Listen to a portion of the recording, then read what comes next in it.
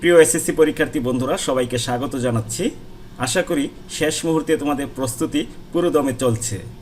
এই মুহূর্তে তোমাদের প্রস্তুতি কোন পর্যায়ে রয়েছে সেটা যাচাই করার জন্য তোমাদের জন্য নিয়ে এসেছি ইংরেজি প্রথম পত্রের উপর একটি ফাইনাল মডেল টেস্ট। আশা করি ভিডিওটি থেকে তোমরা নিজেদের যাচাই করতে পারবে, পাশাপাশি এই ভিডিওটি তোমাদের জন্য সাজেশন হিসেবেও কাজ করবে। চলো এটাকে আমরা সমাধান করি। প্রথম প্যাসেজ, তার উপর ভিত্তি করে 7টি এমসিকিউ এবং 5টি প্রশ্ন থাকে। আমরা এখন প্যাসেজটি পড়ব, যাতে করে যেভাবেই প্রশ্ন থাকুক তোমরা যেন অ্যান্সার করতে পারো। Mainul Islam is a qualified farmer in Naogaon. Mainul Islam নওগাঁর একজন যোগ্যতা সম্পন্ন কৃষক। মিস্টার ইসলাম, মইনুল ইসলামকে এখন সংক্ষেপে মিস্টার ইসলাম বলা হচ্ছে, was very brilliant as a student. শিক্ষার্থী হিসেবে তিনি ছিলেন অত্যন্ত মেধাবী। He took his higher education from Bangladesh Agricultural University in Mymensingh. Bangladesh কৃষি বিশ্ববিদ্যালয় ময়মনসিংহ থেকে তিনি তার উচ্চশিক্ষা গ্রহণ করেছিলেন। After completing his higher education, উচ্চশিক্ষা সম্পন্ন করার পর মইনুল ক্যাম ব্যাক হোম, তিনি বাড়ি ফিরে আসলেন, অর্থাৎ গ্রামে ফিরে আসলেন। অ্যান্ড স্টার্টেড অ্যাডভান্সড ফার্মিং, এবং উন্নত প্রযুক্তির কৃষিকাজ শুরু করলেন। হি হ্যাজ 2 আদার ব্রাদার্স, তার আরও 2 ভাই রয়েছে, অর্থাৎ তারা 3 ভাই। হু আর গ্রাজুয়েটস, যারা গ্রাজুয়েট ইন ডিফারেন্ট এরিয়াস, বিভিন্ন সাবজেক্টে। The speciality of the Islam family is that, Islam পরিবারের বিশেষত্ব হলো they all are living in their village, তারা সবাই নিজ গ্রামে বসবাস করছে। And all have fame in their own fields, এবং শস্যক্ষেত্রে সবার সুনাম রয়েছে। ফেম মানে হলো সুনাম, খ্যাতি। হিজ ইয়ঙ্গার ব্রাদার, তার ছোট ভাই, who is a Rajshahi university graduate, যিনি রাজশাহী ইউনিভার্সিটি থেকে গ্রাজুয়েশন করেছেন। Is a science teacher in a local school, স্থানীয় একটি স্কুলের বিজ্ঞান শিক্ষক তিনি। হিজ ইয়ংগেস্ট ব্রাদার, এবং সবার ছোট যে ভাই, is a social science graduate, তিনি সমাজবিজ্ঞানের উপর গ্রাজুয়েশন করেছেন। অ্যান্ড হি টু, এবং তিনিও would like to start a local NGO, তিনি একটি স্থানীয় এনজিও শুরু করতে চান, নন গভর্নমেন্ট অর্গানাইজেশন শুরু করতে চান, to work for this area, এই এলাকার জন্য কাজ করতে। হোয়েন আস্কড, তাকে যখন প্রশ্ন করা হলো, what makes you decide to stay here in this village, কোন জিনিসের কারণে আপনারা সিদ্ধান্ত নিলেন যে আপনারা এই গ্রামে বসবাস করবেন। মিস্টার ইসলাম স্মাইলড, তিনি হাসি দিলেন। তাকে যখন প্রশ্ন করা হলো কী কারণে বা কিসের কারণে আপনারা সিদ্ধান্ত নিলেন যে এই গ্রামে বসবাস করলেন, তখন তিনি উত্তর দিলেন, হি সেড, লুক, দেখুন, ইটস ট্রু দ্যাট, এটা সত্য যে we could leave this village, আমরা এই গ্রাম ত্যাগ করতে পারতাম, ফর এ সিটি লাইফ, শহরের জীবনযাপনের জন্য। I could be an officer, আমি একজন অফিসার হতে পারতাম। Or my brothers could be bureaucrats, অথবা আমার ভাইয়েরা সরকারি কর্মকর্তা কর্মচারী হতে পারত। But it didn't attract us, কিন্তু এগুলো আমাদেরকে আকর্ষণ করেনি। We are sons of this soil, আমরা এ মাটির সন্তান। ইয়েস উই হ্যাভ এডুকেশন, হ্যাঁ আমাদের শিক্ষা আছে। But does education prepare a person only to be an officer, কিন্তু শিক্ষা কি একজন মানুষকে শুধুমাত্র অফিসার হওয়ার জন্য প্রস্তুত করে? শিক্ষার মূল উদ্দেশ্য হলো জ্ঞান অর্জন করা, অফিসার হওয়ার জন্য বা চাকরি করার জন্য নয়। Don't we have any obligation to the soil that has made us what we are, আমাদের কি কোনো দায়িত্ববোধ নেই এই মাটির প্রতি, যে মাটি আমাদেরকে প্রস্তুত করেছে আজকে আমরা যে অবস্থানে রয়েছি সেটা। হি অলসো অ্যাডেড দ্যাট, তিনি আরও যোগ করলেন যে every educated individual shouldn't B A job seeker, প্রত্যেক শিক্ষিত ব্যক্তি একজন জব সিকার হওয়া উচিত নয়, চাকরি প্রার্থী হওয়া উচিত নয়। হি কন্টিনিউড দ্যাট, তিনি আরও বললেন যে সিন্স হিজ ডিসিপ্লিন ওয়াজ এগ্রিকালচার, যেহেতু তিনি কৃষি নিয়ে পড়াশোনা করেছেন। আফটার হিজ এডুকেশন, তার শিক্ষার পর, he took the occupation of a farmer, তিনি কৃষক হিসেবে পেশা গ্রহণ করেছেন। In response to the question whether they have any frustration to live in a village, তাদেরকে প্রশ্ন করা হয়েছিল আপনারা যে গ্রামে বসবাস করেন আপনাদের মধ্যে কোনো হতাশা রয়েছে কি না। হি কনফার্মড দ্যাট, তিনি আশ্বস্ত করলেন যে they were very placed with their life, তারা তাদের জীবন নিয়ে খুবই সন্তুষ্ট। হি সেড, তিনি বললেন, I work in my own farm, আমি আমার নিজের ফার্মে কাজ করি, নিজের কৃষি জমিতে কাজ করি, stay with my family members, পরিবারের সদস্যদের সাথে অবস্থান করি, pass time with my old friends, আমার পুরাতন বন্ধুদের সাথে সময় কাটাই, and sleep at my own home, এবং আমি আমার নিজের ঘরে ঘুমাই। অল দিস কাউন্ট এ লট, এগুলো গণনা করলে অনেক হয়। অর্থাৎ যেহেতু আমি আমার পুরাতন বন্ধুদের সাথে সময় কাটাতে পারছি, নিজের ঘরে থাকতে পারছি, অন্যের অধীনস্থ নই, স্বাধীনভাবে চলাফেরা করতে পারছি, সুতরাং আমি একজন সুখী মানুষ। Mister Islam is right, mister Islam সঠিক কথা বলেছেন।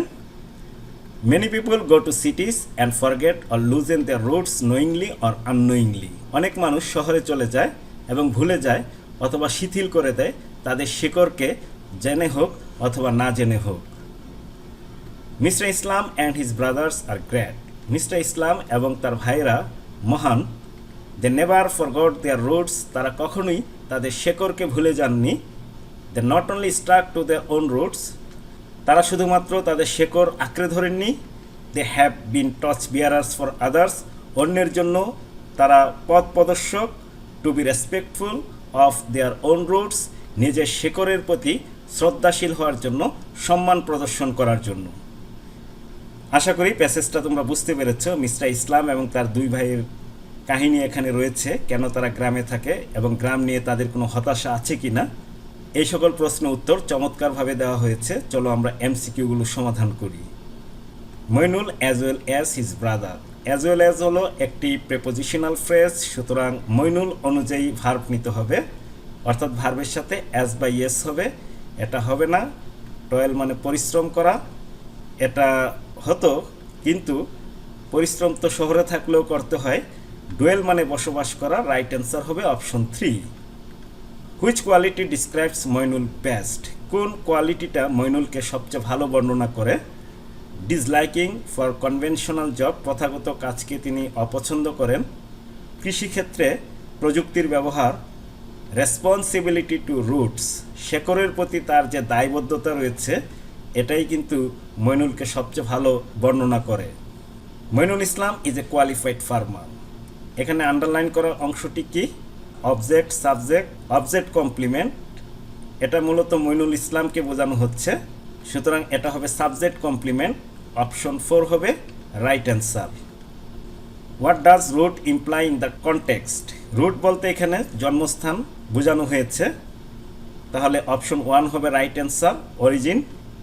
I could be banker or my brothers could be bureaucrats, আমি একজন ব্যাংকার হতে পারতাম অথবা আমার ভাইয়েরা সরকারি কর্মকর্তা হতে পারত। এটা দ্বারা কি ইনফিনিটিভ বোঝাচ্ছে নাকি ইন্ডিকেটিভ? ফ্যাকচুয়াল বাস্তবসম্মত কথা বললে ইন্ডিকেটিভ হয়, আদেশ নিষেধ অনুরোধ বোঝালে ইম্পারেটিভ হয়, এবং ইচ্ছা আশা এগুলো প্রকাশ করলে সাবজাংটিভ হয়।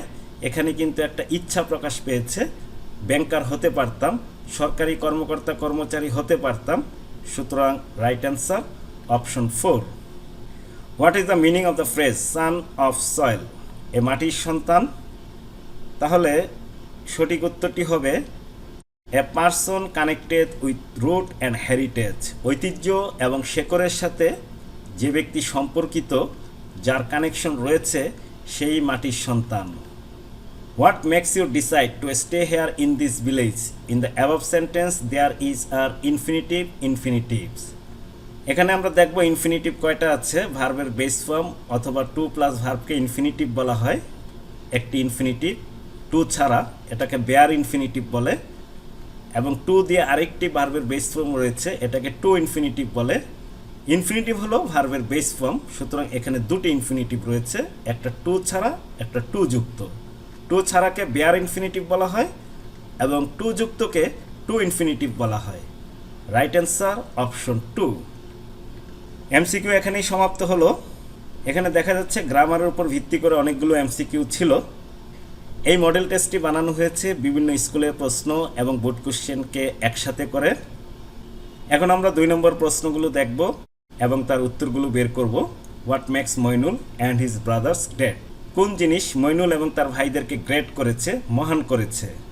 নিজে থেকে লিখতে হবে প্যাসেজের উপর ভিত্তি করে। চলো আমরা উত্তরটা নিচে দেখিয়ে দিই। A great love for and sense of obligation to their roots make Moinul and his brothers great. যারা ইংরেজিতে দুর্বল তারা শুধু এতটুকুই লিখে দিবে, আর যারা একটু এক্সপার্ট তারা সাথে এই অংশটাও যুক্ত করবা। In spite of having adequate qualities to manage good jobs and to be urban dwellers, তাদের সুযোগ ছিল ভালো চাকরি পাওয়ার, শহরের বাসিন্দা হওয়ার, কিন্তু তারা তাদের গ্রামকে ছেড়ে যায়নি।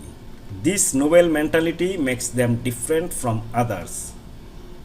Why did they come back to the village? কেন তারা গ্রামে ফিরে আসলো? After receiving higher education from different universities, they came back to their village out of their great love for and moral obligation to their roots. এতটুকু লিখে দিলে হবে, চাইলে এই অংশটা যুক্ত করতে পারো, বাদও দিতে পারো। They choose to live in their own village. তারা পছন্দ করলো নিজ গ্রামে বসবাস করার, and serve their roots, এবং তাদের যে শেকড় সেটাকে সেবা করবেন, instead of seeking jobs, চাকরি খোঁজার পরিবর্তে, in the city, শহরে, or being urban dwellers, অথবা শহরের বাসিন্দা হওয়ার চাইতে। What helps Mr. Moinul lead a life with satisfaction? কোন জিনিসটা মিস্টার মইনুলকে সন্তুষ্টির সাথে জীবনযাপন করতে সাহায্য করেছে? Living in his native village, working on his own farm, নিজ গ্রামে বসবাস করা, নিজের কৃষি জমিতে কাজ করা, staying with his family members, পরিবারের সদস্যদের সাথে থাকা, and sleeping at his own home help mister Mainul lead a life with satisfaction. মূলত এখান থেকে এটা সাজানো হয়েছে। What should be the motto of life according to mister Islam? জীবনের মূল মন্ত্র কী হওয়া উচিত মিস্টার ইসলামের মতে? According to Mr. Islam, the motto of life should be however educated or whatever we become. যতই শিক্ষিত হই অথবা যাই হই আমরা, we should never forget our roots. কখনোই আমাদের শেকড়কে ভুলে যাওয়া উচিত নয়। তারপর সাথে এই অংশটা যুক্ত করা যায়, বাদ দিলেও সমস্যা নেই। Because it is they who enable us to realize our dream or become what we desire to be in life. আমরা যা হতে চাই অথবা আমরা আমাদের স্বপ্নকে বাস্তবায়ন করার জন্য তারাই আমাদেরকে সক্ষম করে থাকে। এই মাটি আমাদেরকে অনুপ্রেরণা যোগায়। What is the theme of this context? এই কনটেক্সটের থিম কি, মূল বিষয়বস্তু কি? The main theme of this context is that however educated or whatever we become, we should not forget or loosen our roots. এতটুকু লিখলেই হবে। বাকি অংশ ঐচ্ছিক, দিতেও পারো নাও দিতে পারো। Because these very roots help us realise our respective dreams, so we must stick to our own roots all through our lifes. সারা জীবনব্যাপী আমাদের উচিত আমাদের শেকড়ের সাথে লেগে থাকা, শেকড়ের সাথে সম্পর্ক রাখা। শিক্ষার্থী বন্ধুরা, এখন আমরা 2 নম্বর প্যাসেজটি পড়ব। এই প্যাসেজটিও কিন্তু সিন প্যাসেজ, অর্থাৎ তোমাদের টেক্সট বুক থেকে নেওয়া হয়। তার উপর ভিত্তি করে ফিল ইন দ্য গ্যাপস, শূন্যস্থান পূরণ করতে হবে। এই প্যাসেজটি কিন্তু প্রথম প্যাসেজ, সিন প্যাসেজ হিসেবেও আসে। তার উপর ভিত্তি করে এমসিকিউ এবং প্রশ্ন উত্তরও দেওয়ার লাগে, তাই এই প্যাসেজটিও তোমরা মনোযোগ দিয়ে শুনবে। Countries of the world rely heavily on petroleum, coal and natural gas for their energy sources. পৃথিবীর দেশগুলো মারাত্মকভাবে নির্ভরশীল পেট্রোলিয়ামের উপর, খনিজ তেলের উপর, কয়লার উপর, প্রাকৃতিক গ্যাসের উপর তাদের শক্তির উৎসের জন্য। পেট্রোলিয়াম হলো খনিজ তেল। তেলগুলোকে আলাদাভাবে ভাগ করার পূর্বে যে পর্যায়ে থাকে সেটাকে পেট্রোলিয়াম বলা হয়। যেমন ডিজেল, পেট্রোলিয়াম, কেরোসিন, এইরকম রিফাইন করার পূর্বে তাদেরকে পেট্রোলিয়াম বলা হয়। রিফাইন করার পর তাদের আলাদা আলাদা নাম হয়ে যায়। দেয়ার আর 2 major types of energy sources. 2 ধরনের এনার্জি সোর্স রয়েছে, শক্তির উৎস 2 ধরনের রয়েছে, রিনিউয়েবল অ্যান্ড নন রিনিউয়েবল, নবায়নযোগ্য, অনবায়নযোগ্য।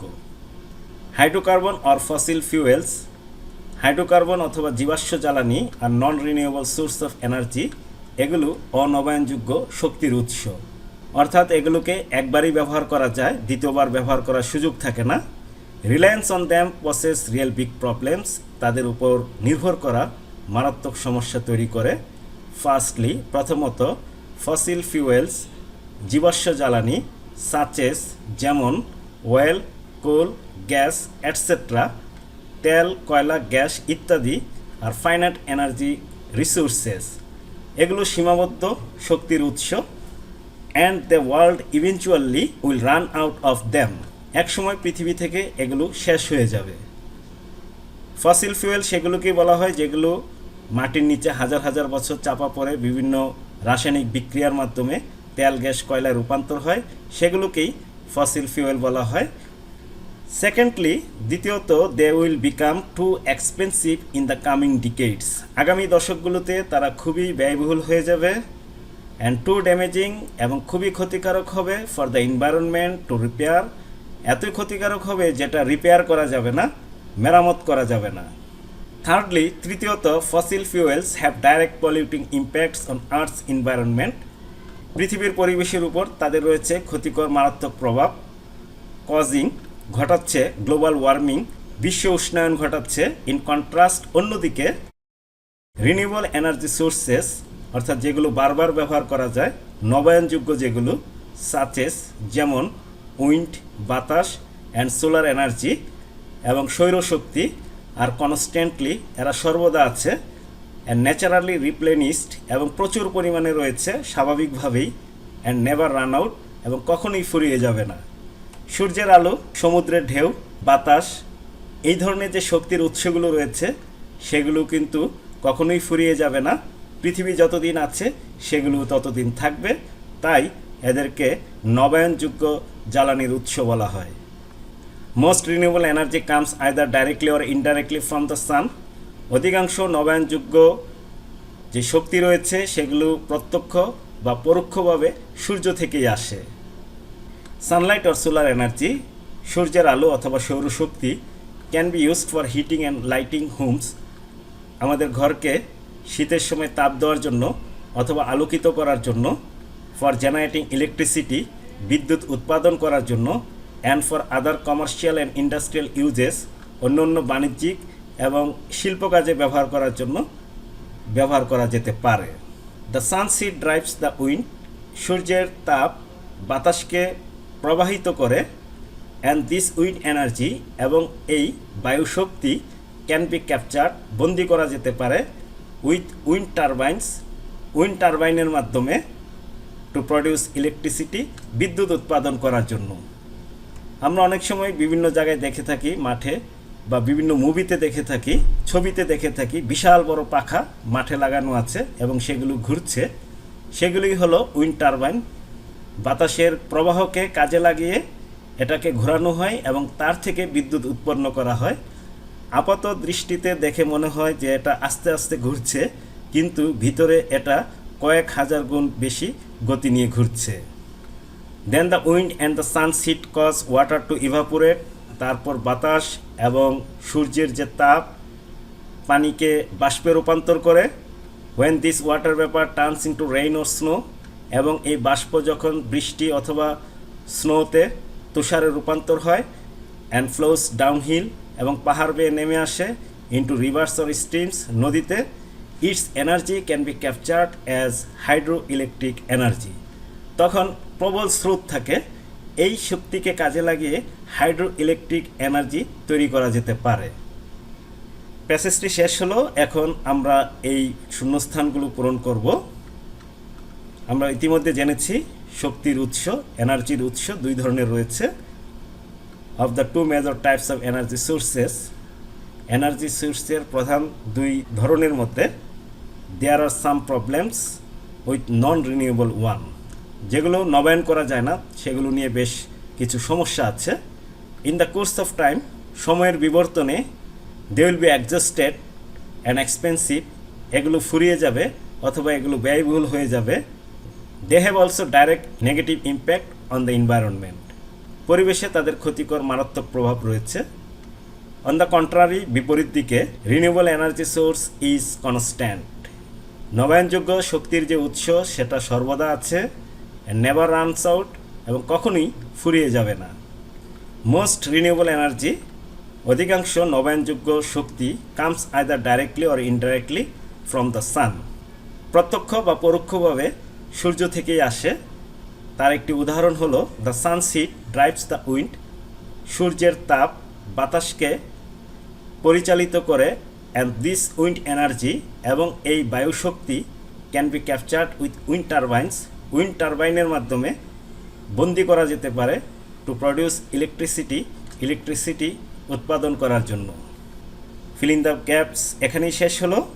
এখন আমরা 3 নম্বর প্যাসেজ আনসিন প্যাসেজটি পড়ব, তার উপর ভিত্তি করে এই তথ্যগুলো পূরণ করতে হবে। যত ভালো করে পড়বে সেই তথ্যগুলো পাওয়া ততই সহজ এবং সামারি লেখাও খুবই সহজ হয়।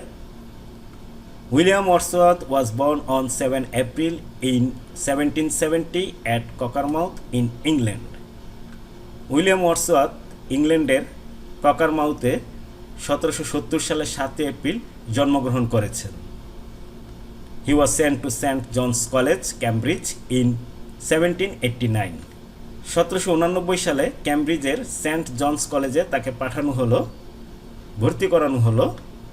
Upon taking his Cambridge degree in 1791, 2 বছর পর সে ক্যামব্রিজ ডিগ্রি অর্জন করার পর he moved to France, তিনি ফ্রান্সে চলে গেলেন, where he formed a passionate attachment to a French woman. সেখানে একজন ফরাসি মহিলার সাথে তার সম্পর্ক তৈরি হলো, তার নাম হলো Annette ভ্যালন, and stayed with her, এবং তার সাথে তিনি অবস্থান করলেন till 1792, 1792 সাল পর্যন্ত। Subsequently, পরবর্তীতে he settled down with his sister Dorothy and Coleridge at Alfoxden House near Bristol in 1792. তারপর তার বোন ডরথির সাথে এবং কলেরিজের সাথে ব্রিস্টলের নিকট অ্যালফক্সডেন হাউসে বসবাস করলেন। হি পাবলিশড লিরিক্যাল বালাডস, ইংরেজি সাহিত্যের একটি অসাধারণ বই লিরিক্যাল বালাডস, যেটা যৌথভাবে এস.টি. কলেরিজের সাথে লিখেছেন 1798 সালে। বইয়ের নাম হলো lyrical ballads. He married in 1802, 1802 সালে তিনি বিয়ে করলেন। He was appointed to a sinecure office in 1813, 1813 সালে তাকে দপ্তরবিহীন একজন অফিসার হিসেবে নিয়োগ দেওয়া হলো। ইন 1814, 1814 সালে হি পাবলিশড হিজ লার্জেস্ট পোয়েম, তিনি তার সবচাইতে বড় কবিতা প্রকাশ করলেন। সেই কবিতার নাম ছিল the excursion. For the last 50 years of his life, জীবনের শেষ 50 বছর, he lived first at Dove cottage, Grasmere, প্রথমে গ্রাসমিয়ারের ডাব কটেজে বসবাস করলেন, অ্যান্ড ফাইনালি অবশেষে অ্যাট রাইদাল মাউন্টে বসবাস করলেন বাকি সময়। Many of his sonnets were written during the years of 1820 to 1835. 1820 থেকে 1835 সালের ভিতরে তার অধিকাংশ সনেট 14 লাইন বিশিষ্ট চতুর্দশপদী কবিতাগুলো লেখা হয়েছিল। He died there on 23 April 1850. 1850 সালের 23 এপ্রিল তিনি সেখানে মৃত্যুবরণ করেন। যে করে যে ইনফরমেশন আমরা বসাবো সেই ইনফরমেশন বসানোর আগে অবশ্যই উপরের টাইটেলটা আমরা খেয়াল করব। যেমন 1770 সালে কি কাহিনী, ইভেন্ট, অ্যাক্টিভিটি আমরা বলবো। আমরা জানি তিনি জন্মগ্রহণ করেছেন, তাহলে এটাই হবে 1 নম্বরের অ্যান্সার। 1789 সালে তিনি কোথায় গিয়েছিলেন? সেন্ট জনস কলেজ, ক্যামব্রিজে গিয়েছিলেন। তাহলে আমরা এই এতটুকু লিখব 2 এর অ্যান্সারে। সাল দেখে দেখে লাইন বের করব। 1789। হি লিভড ইন ফ্রান্সে বসবাস করলেন 1792 সাল পর্যন্ত। তাহলে এটা হবে 3 এর answer. Were written at Grasmere and Rydal Mount, 1820 থেকে 1835 সাল পর্যন্ত তিনি অনেক সনেট লিখেছেন।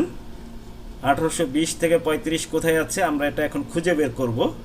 মেনি অফ হিজ সনেটস, আমরা এই অংশটা বাদ দিয়ে বলবো মেনি সনেটস। তাহলে 4 এর উত্তর হলো many sonnets. William Wordsworth breath his last, শেষ নিঃশ্বাস ত্যাগ করলেন 1850 সালে। কোথায়? অবশ্যই তিনি রাইদাল মাউন্ট সর্বশেষ বসবাস করেছিলেন। এটাই হবে কোশ্চেন 5 এর অ্যান্সার। শিক্ষার্থী বন্ধুরা, আশা করি তোমরা বুঝতে পেরেছ কিভাবে আমি বের করেছি। এখন আমরা সামারি দেখব। তোমাদের সুবিধার্থে সামারিটি এখানে আমি লিখে দিচ্ছি। William Wordsworth was one of the famous English poets of English literature. ইংরেজি সাহিত্যের বিখ্যাত কবিদের একজন ছিলেন উইলিয়াম ওয়ার্ডসওয়ার্থ। তিনি 1770 সালে ইংল্যান্ডে জন্মগ্রহণ করেছেন। পড়াশোনা করেছেন সেন্ট জনস কলেজ ক্যামব্রিজে। সেখান থেকে ডিগ্রি অর্জন করে ফ্রান্সে চলে গেলেন এবং সেখানে এক ফ্রেঞ্চ উমেনের সাথে তিনি প্রেমে পড়লেন। He along with Coleridge wrote a book named lyrical ballads in 1798। 1798 সালে কলেরিজের সাথে তিনি একটা বই লিখলেন। সে বইয়ের নাম ছিল লিরিক্যাল বালাডস। তিনি একজন দপ্তরবিহীন অফিসার হলেন 1813 সালে। দি এক্সকারশন ছিল তার সবচেয়ে বড় কবিতার নাম। তিনি অনেক সনেট লিখেছেন। রাইদাল মাউন্টে তিনি 1850 সালে মৃত্যুবরণ করেন। এভাবে মূল কথাগুলো লিখতে হবে। এখন আমরা এখান থেকে 5টি সেন্টেন্স তৈরি করব। প্রতিটি অংশ একবার ব্যবহার করে 5টি সেন্টেন্স তৈরি করব। The 2024 Bangladesh quota reform movement, quota সংস্কার আন্দোলন, ইজ নোন পরিচিত as the July revolution, July বিপ্লব হিসেবে পরিচিত। সারা বাংলাদেশে আলোড়ন সৃষ্টি করেছিল। ছাত্রদের রক্তের বিনিময়ে অর্জিত হলো নতুন এক Bangladesh. Actually, this movement was a series of anti-government and pro-democracy protests in Bangladesh. আসলে এই আন্দোলন ছিল সরকার বিরোধী এবং গণতন্ত্রের পক্ষে বেশ কিছু আন্দোলনের সমষ্টি, সিরিজ ছিল এটা। Initially the movement focused on, প্রথমে এই মুভমেন্ট গুরুত্ব দিয়েছে restructuring quota based system for government job recruitment. সরকারি চাকরিতে কোটা বেসড যে সিস্টেম ছিল সেটাকে পুনর্স্ট্রাকচার করা, রিস্ট্রাকচারিং করা, তার লক্ষ্য ছিল এটা। সংস্কারই ছিল প্রধান লক্ষ্য। মেধাকে প্রাধান্য দেওয়াই ছিল এখানে মূল লক্ষ্য। But later on the situation compelled, পরবর্তীতে এই সিচুয়েশন বাধ্য করল দ্য প্রটেস্টার্স, যারা প্রতিবাদকারী ছিল তাদেরকে to expand the movement against the then authoritarian government. তৎকালীন যে স্বৈরশাসক ছিল, কর্তৃত্ববাদী শাসক ছিল, তার বিরুদ্ধে আন্দোলনে যেতে বাধ্য করে।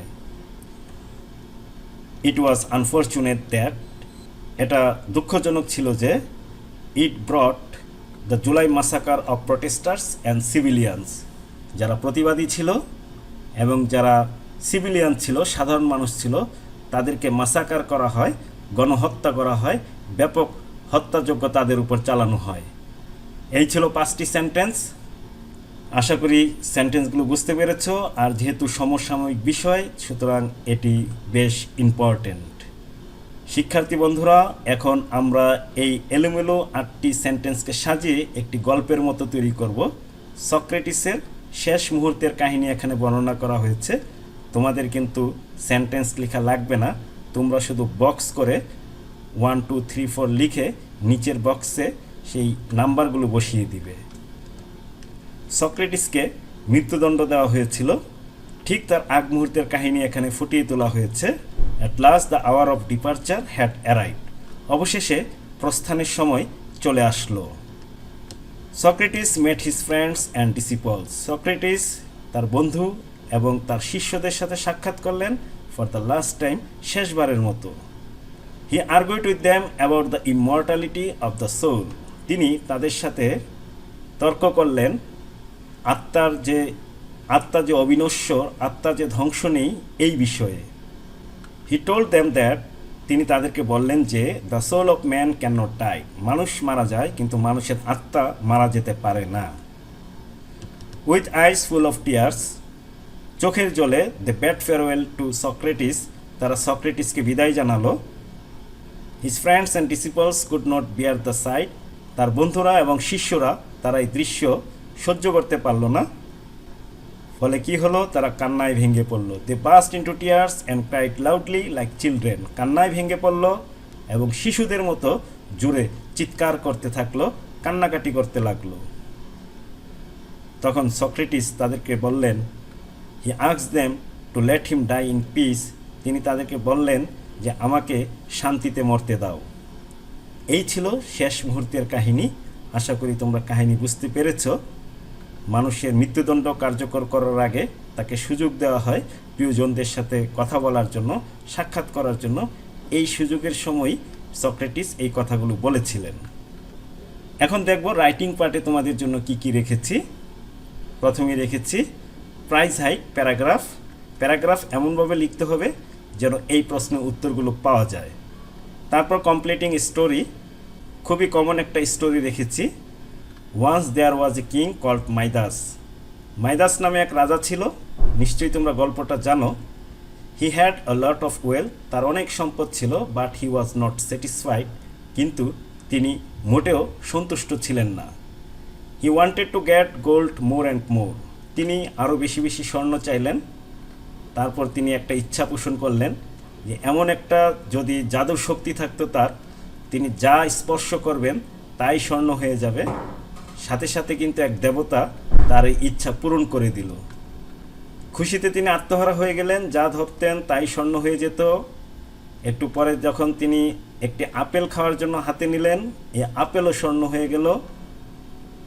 তার ছোট মেয়ে তার কাছে দৌড়ে আসলো, মেয়েকে যখন আদর করতে গেলেন মেয়েও স্বর্ণ হয়ে গেল। তারপরেই তিনি ভুল বুঝতে পারলেন, অনেক কান্নাকাটি করলেন, অনুতপ্ত হলেন।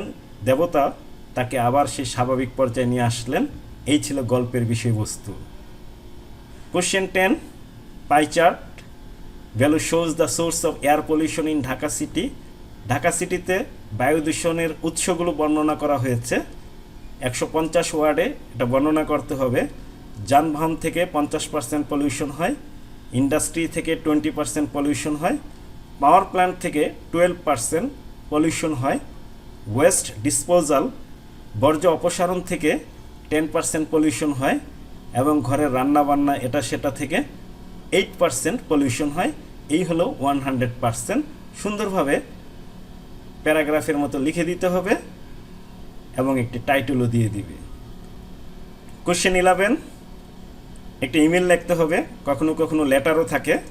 সাপোজ ইউ আর সবুজ ওর সাথী লিভিং ইন চট্টগ্রাম। যে নামগুলো ব্যবহার করা হবে, যে ঠিকানাগুলো ব্যবহার করা হবে, সেই নাম এবং ঠিকানা কিন্তু ব্যবহার করতে হবে। You know that road accidents are now daily occurrences in our country.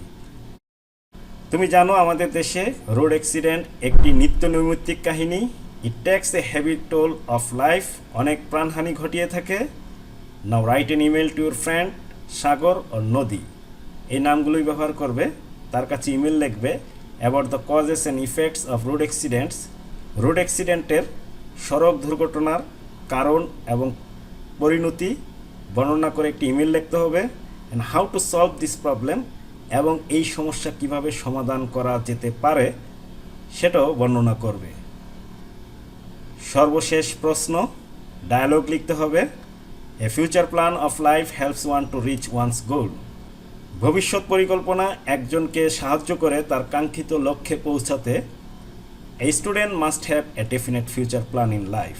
একজন শিক্ষার্থীর অবশ্যই থাকা উচিত নির্দিষ্ট একটি ভবিষ্যৎ পরিকল্পনা। Now write a dialogue between you and your friend Sadik Sadika. তোমার বন্ধুর নাম দিতে হবে, এই দুইটার যে কোনো একটা। About your future plan of life, ভবিষ্যতে তুমি কি হতে চাও এই ব্যাপার নিয়ে একটি ডায়লগ লিখতে হবে। খুব সুন্দর একটি টপিক। প্রিয় শিক্ষার্থী বন্ধুরা, এই ছিল সাজেশন হিসেবে ফাইনাল মডেল টেস্টের প্রশ্নগুলো। আশা করি সবগুলো মডেল টেস্ট এবং এই চ্যানেলের যে বিভিন্ন সালের বিভিন্ন বোর্ড কোশ্চেনের সমাধান রয়েছে সবগুলো ভিডিও যদি দেখতে পারো, ইংরেজিতে তোমাদের চমৎকার প্রস্তুতি হবে। পরিশেষে তোমাদের উজ্জ্বল ভবিষ্যৎ কামনা করে, সর্বাঙ্গীন মঙ্গল কামনা করে আজকের মতো এখানেই বিদায় নিচ্ছি। কথা হবে পরবর্তী ভিডিওতে। সবাই ভালো থাকবে। আল্লাহ হাফেজ।